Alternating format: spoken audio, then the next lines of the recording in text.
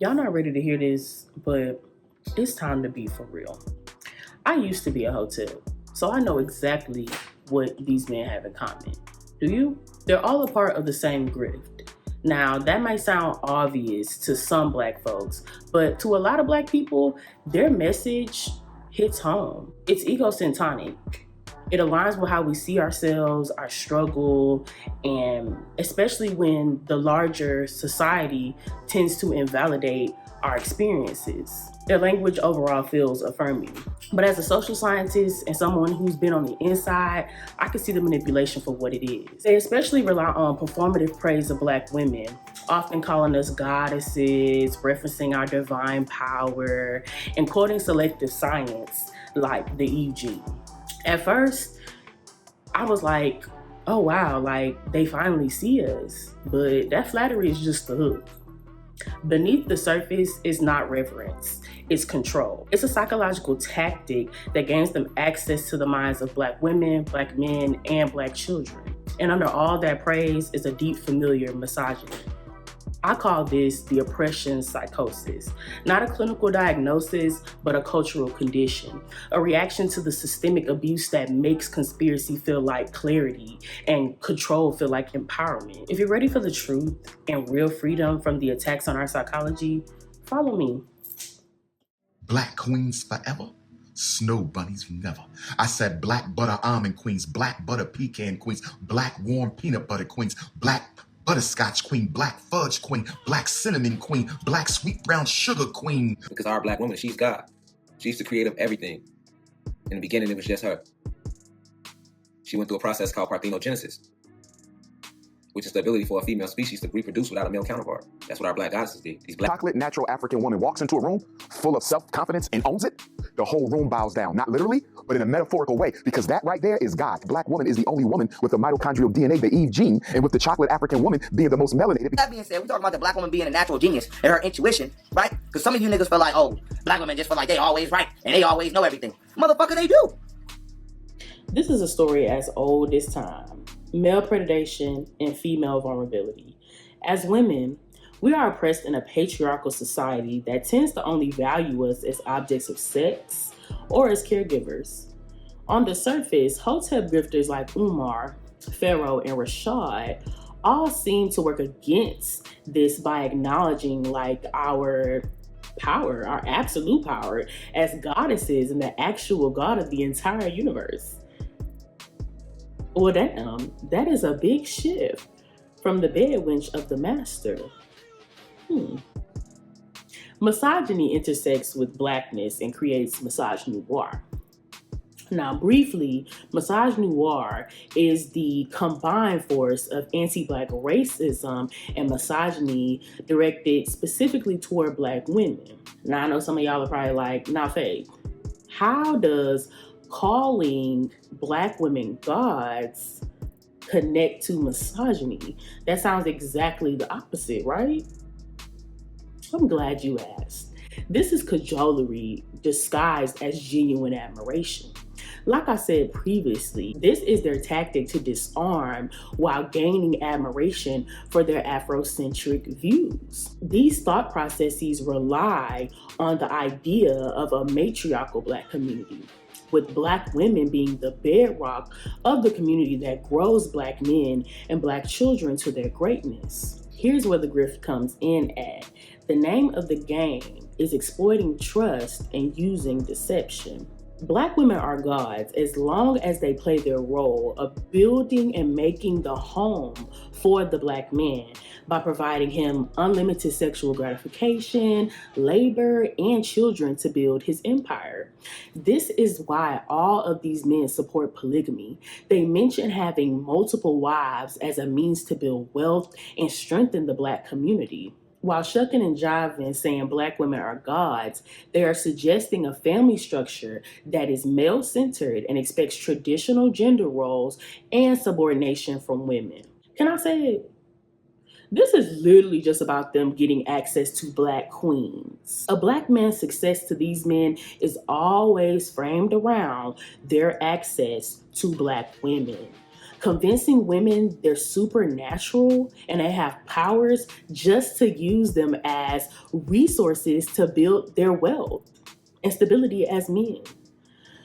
Ironically, the supernatural woman is then persuaded into compliance and often silence. Ooh, child, and when we refuse, here comes their true feelings. What was your childhood like? My childhood was great until my the black women in my family pushed my. Oh, don't try to put this on black women. Don't do that. You gaslighting now. I'm doing that. You gaslighting. What, you because if the same thing keeps happening to you, you have to take a step back and take a look. All the black women in my family were toxic. My grandma used to get drunk and wave her shotgun at us. Okay. Toxic. I had another aunt used to buy all my cousins freezes and candies, never bought me shit. Okay. Toxic. Used to let my other cousins play the game, never let me play the game. Toxic. Every black woman in my life that I've ever been in the care of had done me filthy. And I was a kid. And you just not realize that? I've been realized that. That's why I don't f with none of them. Their love for black women and black folks overall is very transactional. Their mission to enlighten and uplift black folks often comes with a hefty financial investment from the community. And my thing is, if black women were the creators of like the entire universe, why would she need men? The way Rashad explains the beginning of the universe, he says that black women basically created the universe and then created men to make everything we see today, right? But like, what was she like, tired? So are y'all supposed to like be our servants? Okay. Also, don't it make y'all uncomfortable how Dr. Umar tends to use food language when describing black women? Chocolate, honey almond, and shit like that. Like, it may sound like flattery to y'all, but it has all to do with what we look like and not who we are. It's objectification. It's fetish. It's appetizing us, not humanizing us. Today I was sitting in the store, and I'm like crazy. I see this baby, and it's crying. It's crying for a phone. And the mama give her the phone and stop crying. Said, look, it's Vanessa already. Yeah, I'm playing on me a little bit. Vanessa already. So how the fuck you know if I want this, let me cry? So you tell me it's a baby, you can understand it already? So this motherfucker right that conscious that know when I cry, I can get this shit, and when I get it, I'm gonna shut the fuck up. There ain't no baby, a bigger before. Spread up. How many times have you set something down and you can't find it? And then you find it later, you be walking in between, so you jump, though. That's called jumping timelines. Alright, time is a sentient program that was placed here on this realm to make you age and to hinder and hurt you. Alright, so your belief in time is what makes your body age. I repeat, the belief in time is what makes the avatar age, and the oxygen they spray causes the body to rust out. I am him. He who they fear. I am him. How can he do all this to a phone? How can he wake up millions of people? Millions. All to a phone. It's different when you consider this lecture. You know it's real. You feel it. Being, because a planet is a living being from a celestial being in our solar system. That's not even a woman energy anymore. So when you want to say we built pyramids, niggas didn't build pyramids off no Saturn frequency. We built pyramids off of Venus frequency, off of female mother frequency, and the Ankh is the fucking artifact left behind by the ancestors to remind your silly ass of that. So with that being said, when we built and had the greatest civilization ever, which was actually ran by women, whether you niggas want to admit it or not, we were using female frequency. Wasn't none of no homosexuality or none of that shit going on in Egypt that they lying to you about. Wasn't none of that. So that being have 4 or 5 wives. So don't let these, that's why they made polygamy illegal in America now, because they know the power of the female frequency. Once you get a strong black man surrounded by a numerous amount of strong black women. Imagine if you had one Malcolm X married to 5 Assata Shakurs on every block. Did you know that you could walk through the Grand Canyon, and if you keep walking through the Grand Canyon, your ass gonna end up in Africa, nigga? How can you know where you're headed if you don't know where you came from? And if you don't even know that you are a grand god that come from the Sirius star system that created the whole fucking galaxy, because they taught us in school that we were just African slaves and shit. I am not here to debunk any of the dumb shit previously stated, but I will address the baby. For context, this is Unc 607's example of love being treated as a weapon. This was also him being in support of Rashad Jamal, who is currently in prison for being inappropriate with a child. More on that later. Sir, babies are conscious beings that are continuously absorbing information and learning from their environment. Where you are so shook by and amazed by is a simple psychological concept that is a part of the most basic knowledge of human development.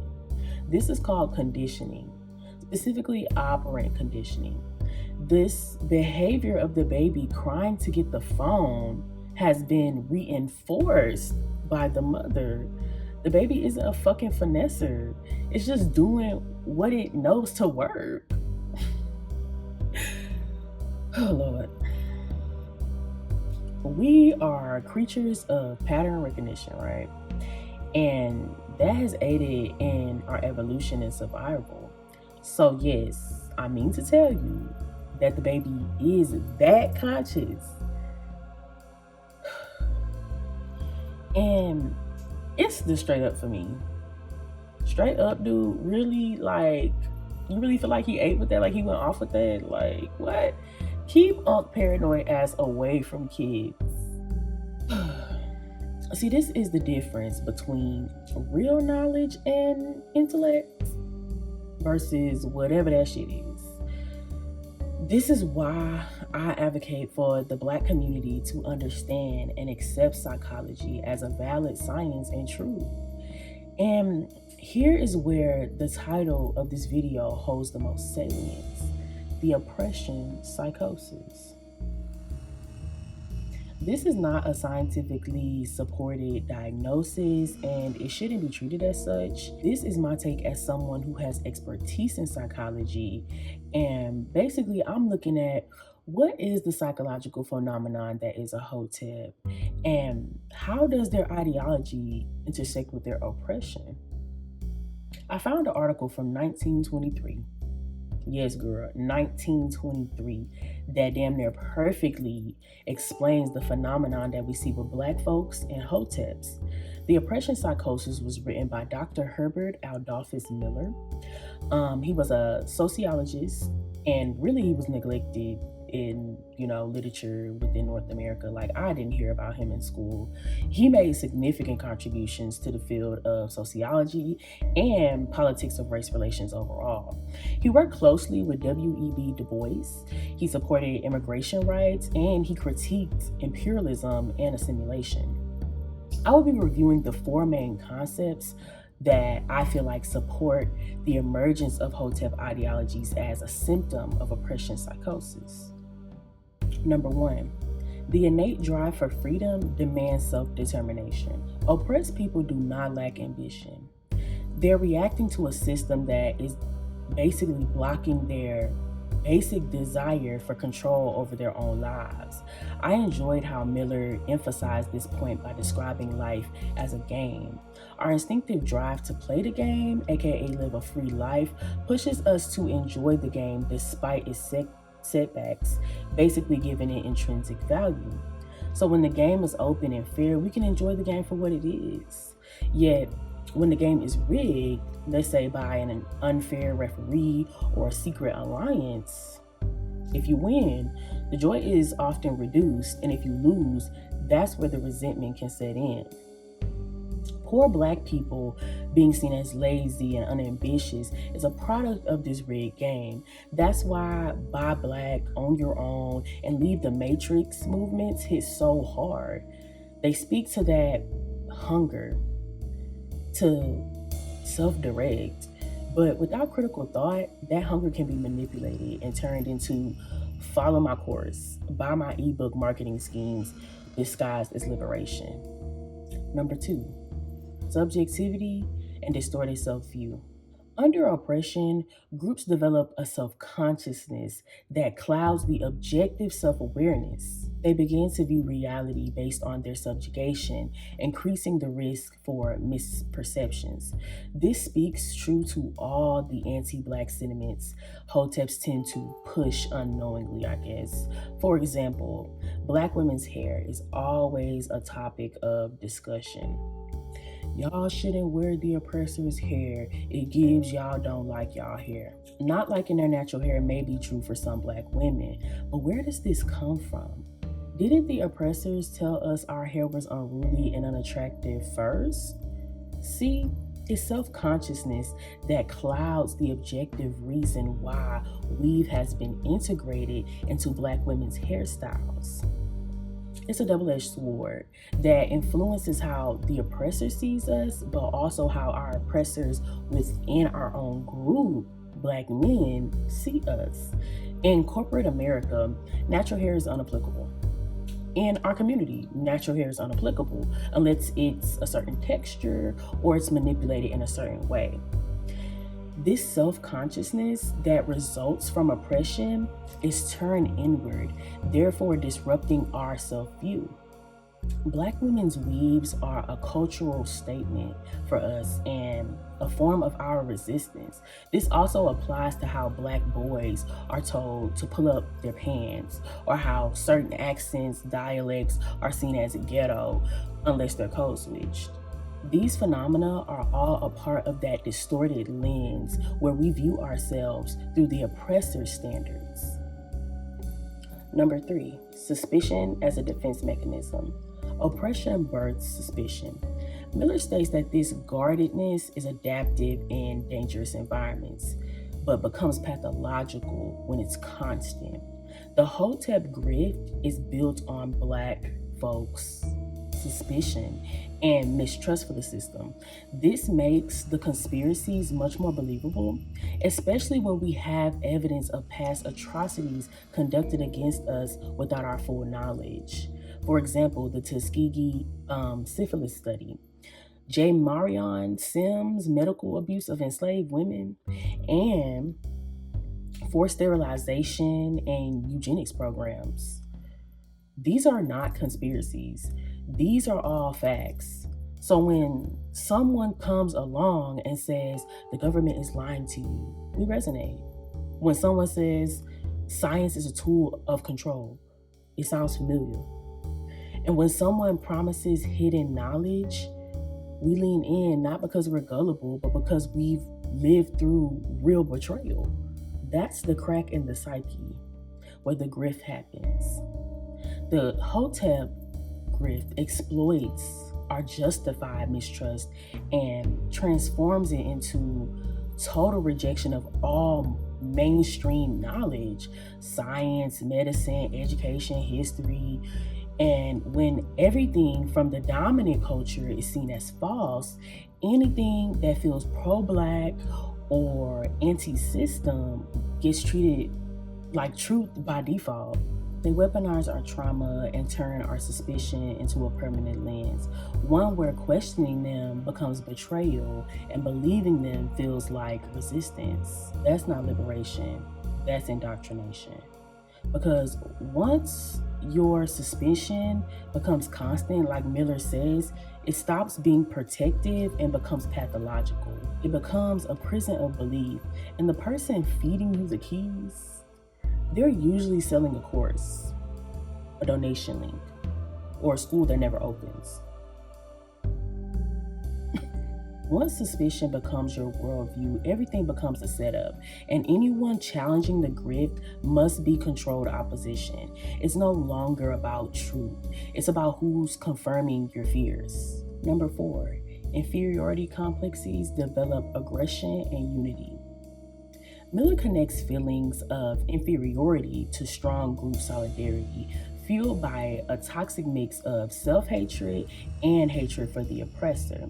This can manifest in internal aggression masked as empowerment, reinforcing group cohesion. The look of hatred in young Pharaoh's eyes as he's being interviewed by Tasha K says everything that I need to say for this point. The oppression outside the Black community fuels oppression within the Black community. Black women feel the oppression from both ways, outside and within.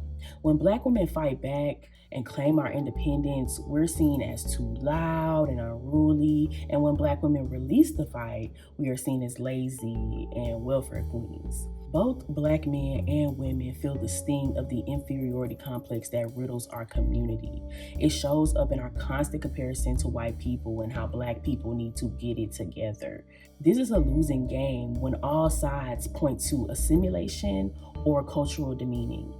That's why these grifters calling themselves God isn't about spirituality. It's about trying to feel bigger than the world that made them feel small.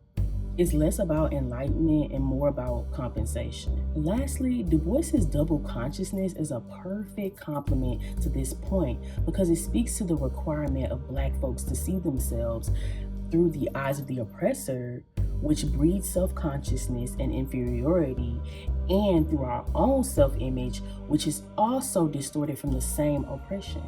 Together, these psychological symptoms, the need for control, the distorted lens, the constant suspicion, the fractured self-worth, create the perfect storm, not just for belief, but for dependency. And that is exactly what the grift feeds on. This is what happens when we treat traditional forms of education as something dispensable and as a conspiracy against us. Our suspicion, disdain, and mistrust for the systems that have actively oppressed us and harmed us are also so valid. As someone who has been on the inside of white supremacist shaped academia, I find myself often having to be a voice for the voiceless and having to function at a level unrequired of my peers. Yet the rejection of all traditional education systems can result in pseudo intellectuals. Briefly, a pseudo intellectual is basically a person who wants to be seen and acknowledged as someone in possession of a lot of knowledge and a lot of intelligence, but they generally lack in both knowledge and intellect. I can't ignore how the internet has influenced the uptick in pseudo intellectualism. Almost anything can be found online to support a narrative, and as humans, we tend to engage in cognitive biases like confirmation bias so we can avoid cognitive dissonance.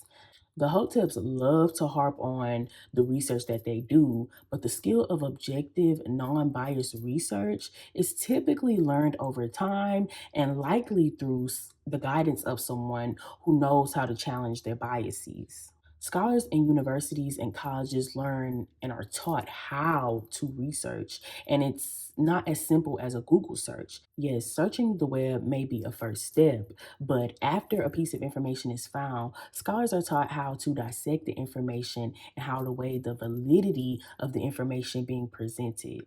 There are many ways to fact check, and being aware of your own bias is the first step toward honest research. The videos presented during the intro of this chapter are symptoms of the systemic failures that the traditional educational system upholds by purposeful exclusion and opposition toward diversity. Dr. Umar has built his image on bringing awareness to this issue, so much so he has been opening a school for boys for over a decade. Umar is different from the pseudo intellectualism of Pharaoh and Rashad because he does possess a formal education. But his approach to discussing Blackness and Black consciousness is overall the same. In fact, Dr. Umar possesses a graduate degree, a PsyD, in clinical psychology. Basically, his doctorate degree focused more on applied clinical training than research. And here's the problem with pseudo intellectuals like these grifters, and even those with credentials like Dr. Umar. Just because you have knowledge doesn't mean you have intellect. As a social scientist myself, Dr. Umar, you do not adhere to the rigor and scholarly integrity that is required of psychologists or scientists. I've encountered people like you all throughout my academic career. They love the prestige, but not the practice, the title, but not the responsibility. Intellect requires more than memory. It demands critical thinking, ethical reasoning, and the ability to integrate evolving evidence into how we teach, speak, and lead. For example, Dr. Umar is aware that homosexuality was once pathologized in the DSM. He's also aware that it was removed not because of some gay agenda, but because it was never scientific to begin with. It was a diagnosis born from prejudice, not research. Religion, culture, and colonial bias shaped those labels, not truth. Removing it marked a turning point in psychiatry when science finally separated itself from social hate. And that's the difference between real intellect and weaponizing knowledge. Umar's continued stance on queer identity is not only factually wrong, it's dangerous. His refusal to evolve shows how easily intellect can rot when trapped in ego.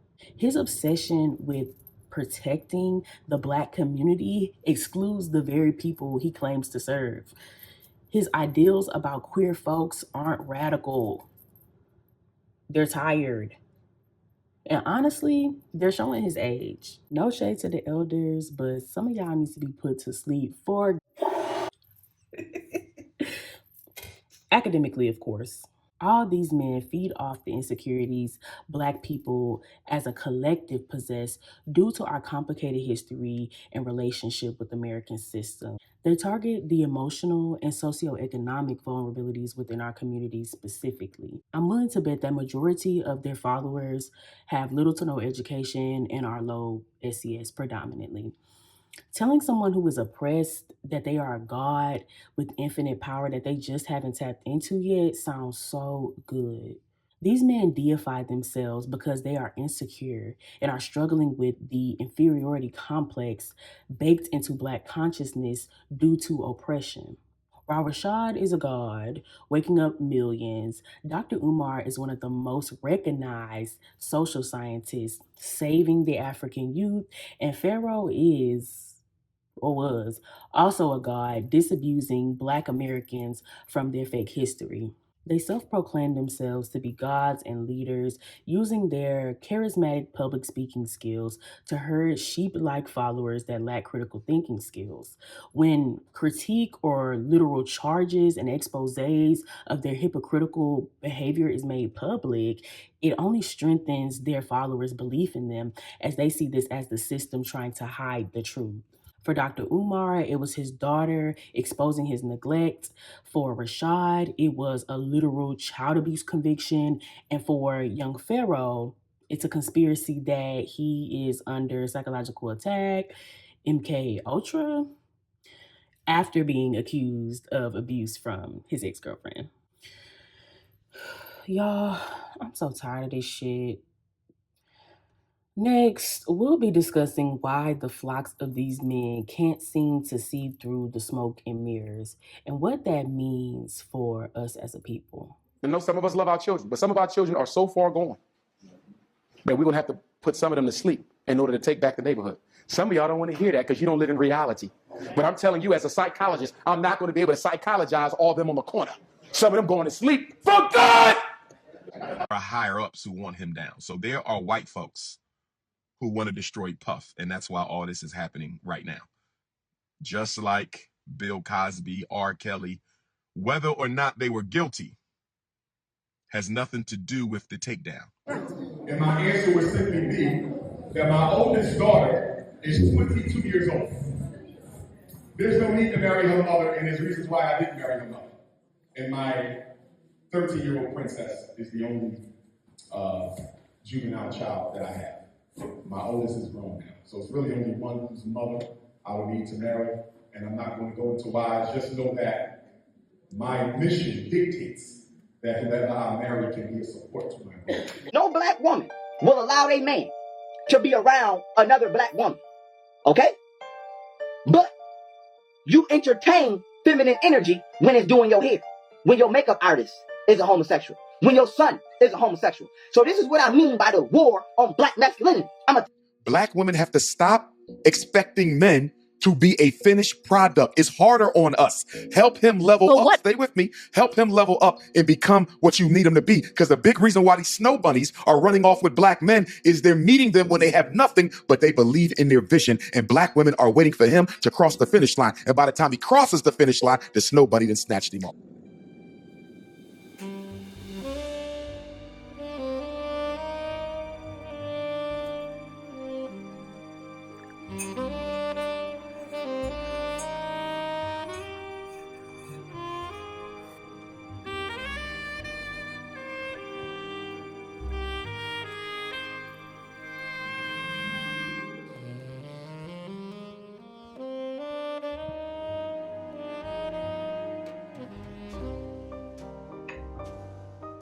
Oh, hello.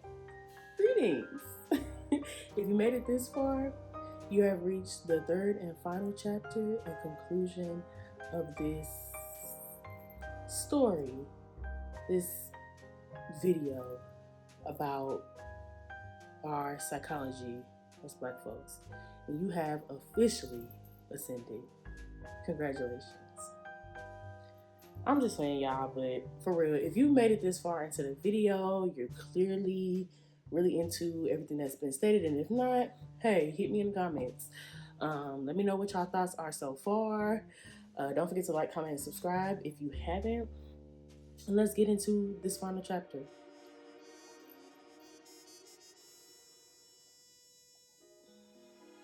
Some of y'all can't see through this grift because it's no different from what the current matrix has you plugged into. It's white supremacy and black. No Tyler Perry. Well, yeah, Tyler Perry. All of these Black men use the Hotep grift to climb the capitalist ladder while literally selling dreams of Black liberation and freedom to fill their pockets.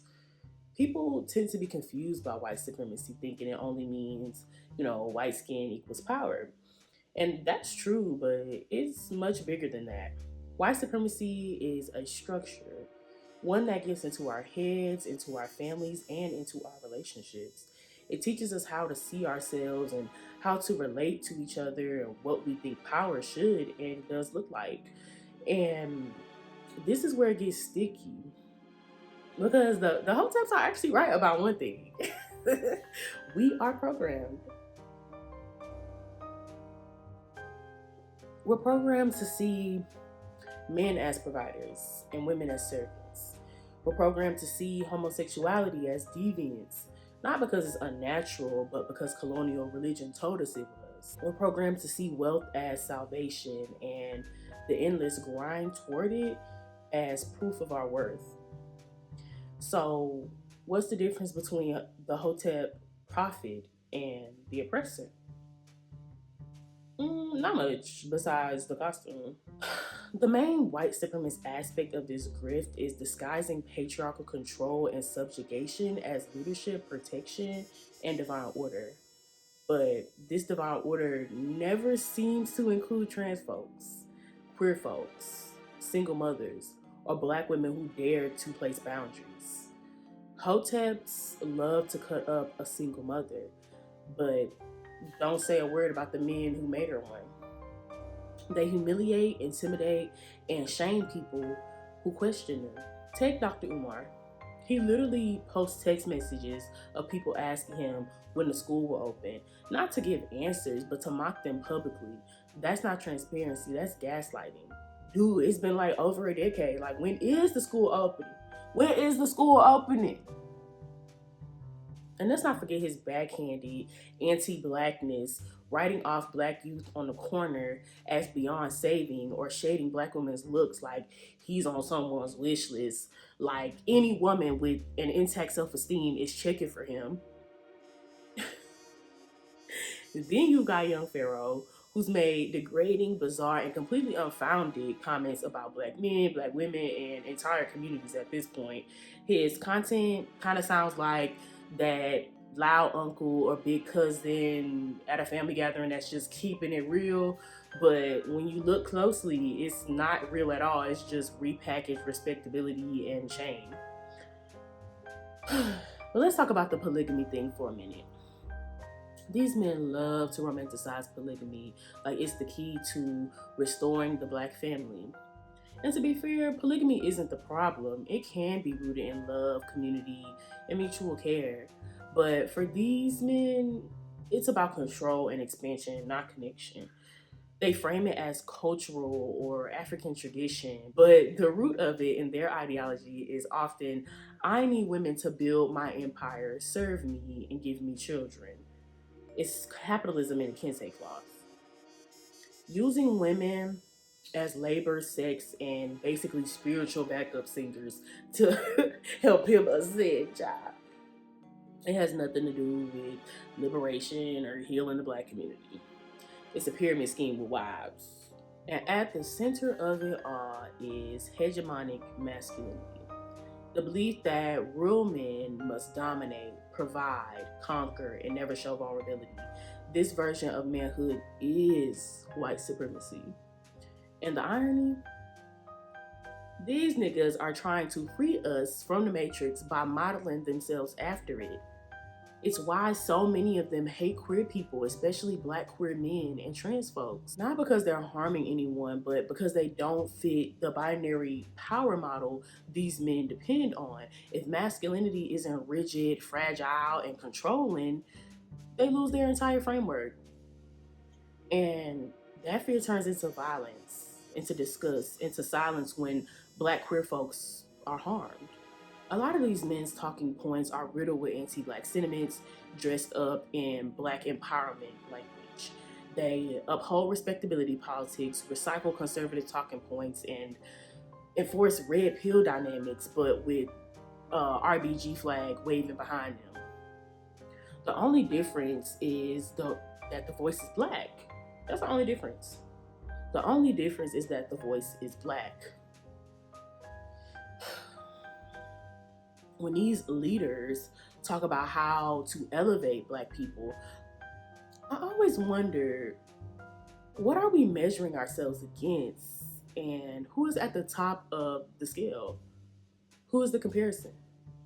Because if liberation is just replicating the master's house, we're not building freedom.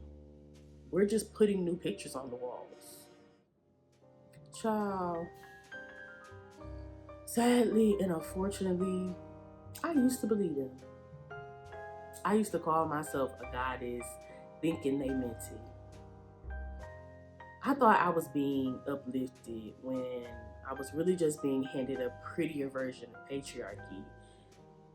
They say waking up the people, but I feel like they're just putting them back to sleep, just in a different dream. And all I can see is men in crowns, selling dreams wrapped in misogyny, homophobia, and probably high blood pressure. If your liberation still requires hierarchy, still demands submission and silence from queer folks, women, still exalts men as gods, then maybe that's not revolution. That's the plantation with incense. I know what it means to wake up, not into delusion, but into truth. And